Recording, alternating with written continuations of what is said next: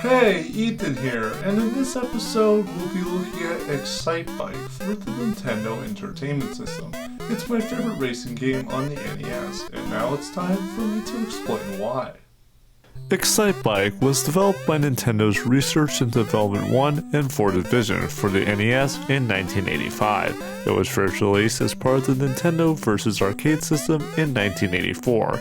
In Japan, for the Famicom Disk System, called vs. Excitebike was released in 1988 for the Famicom Disk System, allowing two players to race against each other.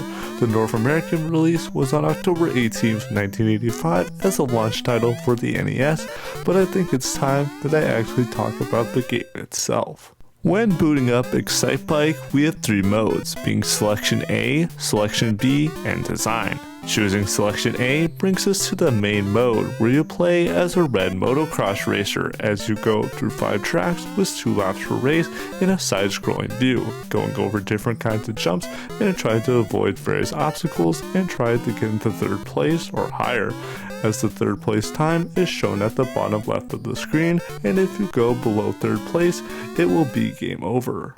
To play the game, you press A to accelerate and press B to turbo, but if you press it for too long, the temperature meter at the bottom middle will overheat, causing you to cool down for a few seconds. You also use the D-pad to change lanes and to determine the racer's balance mid-air after going off a jump, because you can crash. Selection B is basically the same as Selection A, but now you can see other racers racing against you, but do keep in mind that getting near one will make you crash. Designer allows the player to design their own track by being able to put whatever jumps or obstacles they want, with up to 19 options to choose from. You can also save them, but I heard that the save feature doesn't work that well. There's also an Excitebike Dream Track and Mario Kart 8.